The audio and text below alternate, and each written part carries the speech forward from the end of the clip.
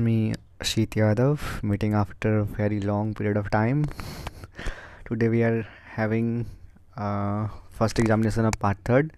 That was paper 5. No, that was of the biochemistry, physiology and endocrinology. आज हम लोग का एग्ज़ाम शुरू हुआ पार्ट थर्ड का. आज पहला पेपर था पेपर 5. चलिए इसको क्वेश्चन देख लेते हैं और इसका ऑब्जेक्टिव का भी देख लेंगे, ठीक है. और जितना हमको क्वेश्चन मिलेगा जैसे पार्ट 2 का पार्ट 1 का, तो I think I will upload on this channel. So I will give the link of my Telegram channel जहाँ पे हम पीडीएफ अपलोड करेंगे इसका, तो आप वहाँ से इजीली एक्सेस इसको डाउनलोड कर सकते हैं, ठीक है. सो सबसे पहले इंस्ट्रक्शन देखेंगे, क्योंकि इंस्ट्रक्शन में बच्चे लोग को ज़्यादा प्रॉब्लम होता है कि सर इंस्ट्रक्शन क्या होता है, किस तरह से किया जाए, क्वेश्चन क्या नहीं बनाया जाए, ठीक है. Candidates are required to give the answers in their own words as far as practicable. The figure in the margin indicates full marks. Answer any 5 question in which question number 1 and 2 are compulsory. देखिए यहाँ clear word में लिखा होता है कि question number 1 और 2 compulsory होता है और कोई भी 5 क्वेश्चन बनाना होता है, ठीक है. 1 नंबर 2 और बनाना ही होगा और उसके बाद अलावा 3 क्वेश्चन कोई बनाना होता है, ठीक है, जो लॉन्ग होते हैं. तो ये पेपर 5 था हम लोग का, जो कि पूरा ये फुल लेंथ पेपर होता है, 100 मार्क्स का होता है, क्योंकि पार्ट 3 में प्रैक्टिकल का एक अलग पेपर होता है, पेपर 8, जो 100 मार्क्स का होता है, ठीक है.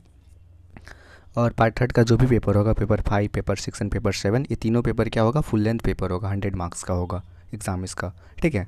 इसका नंबर डिवीज़न देखते हैं. देखिए इसमें 16 ऑब्जेक्टिव रहेगा क्वेश्चन, जो 16 नंबर का होता है, ठीक है. तो फर्स्ट ऑब्जेक्टिव क्वेश्चन था, that is the common phase between the aerobic and anaerobic respiration is glycolysis कहा जाता है इसको, ठीक है. फॉर्मेशन ऑफ यूरिन इसको that is the glomerular filtration कहा जाता है इसे, ठीक है. And next is that is what enzyme is not a protein. ये डीऑक्सीराइबोन्यूक्लिक एसिड एंजाइम होते हैं, प्रोटीन नहीं होता है. बाकी कोई भी एंजाइम होते हैं वो सभी प्रोटीन से ही बने होते हैं, ठीक है. पिट्यूटरी हार्मोन्स कौन से होते हैं भाई, सारे प्रोटीन्स होते हैं, ठीक है, पिट्यूटरी हार्मोन्स का. एक condition of failure of kidney to form urine is, इसको एन्यूरिया कहा जाता है, ठीक है. Now next is proteins of the general formula. ये मेरा गलत हो गया क्वेश्चन, तो ये होता है इसका RHCNH2COOH, इसका होता है प्रोटीन्स का, ठीक है.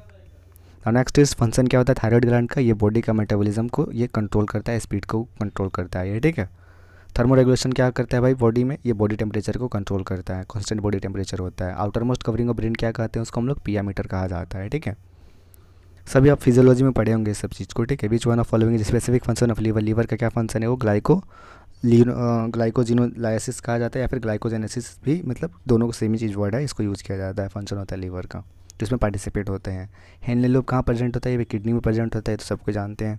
एंड्रोजन में सिक्रेटेड बाय टेस्टिस में सिक्रेट होता है, लीडिंग सेल्स में ये सिक्रेट होता है, जो टेस्टिस में पाया जाता है. Gland responsible for calcium metabolism is, ये पैराथायराइड ग्लैंड होता है जो कैल्शियम मेटाबॉलिज्म के लिए रिस्पॉन्सिबल होते हैं. और एंडोक्राइन ग्लैंड्स कौन से होते हैं, जो कि एंडोक्राइन ग्लैंड्स क्या होते हैं, इसमें डक्ट नहीं होता, वो एंडोक्राइन ग्लैंड्स होता है, जैसे थायराइड हो गया, पैराथायराइड हो गया, ठीक है. ये जो भी सिक्रेट करेंगे वो डायरेक्ट इसको ब्लड में इंजेक्ट करते हैं, क्योंकि इनका कोई डक्ट होता ही नहीं है, कोई नली इसमें होता ही नहीं है, ठीक है. और next respiration is control by, किस पार्ट होता है ब्रेन से उसे कंट्रोल किया जाता है, ये मेडुला ऑब्लिंगेटा से कंट्रोल होता है रेस्पिरेशन जो भी होता है हम लोग का, ठीक है, श्वसन प्रक्रिया. कम्प्लेक्स कार्बोहाइड्रेट किसको कहते हैं भाई, स्टार्च को कहते हैं, जिसको कम्प्लेक्स कार्बोहाइड्रेट्स में आते हैं, ठीक है. देखिए क्वेश्चन नंबर 2 होता है जो शॉर्ट नोट होता है, किसी 3 को लिखना होता है, जो 15 मार्क्स का होता है, जिसके दिया होता है एंजाइम्स था, 6 ऑप्शन दिए, 6 में से 3 लिखना होता है.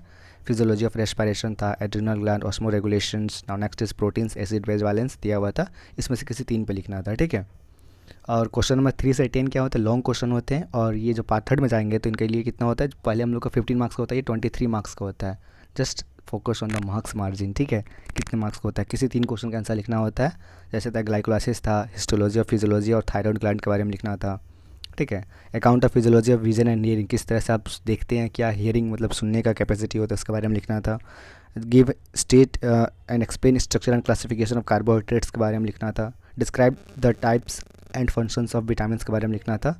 State and physical explain chemical nature and physiological action of hormone secreted bye adeno hypophysis and neuro hypophysis के बारे में लिखना था.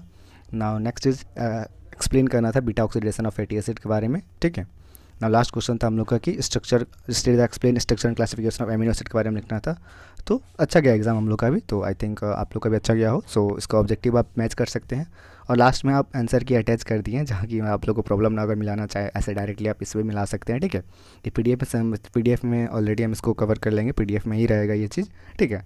तो I will upload this PDF in my Telegram channel also. So I will give the link of my Telegram channel in the description box और in the first comment section, from where you can get this PDF easily. So that's all for this video. We will meet in the next another session.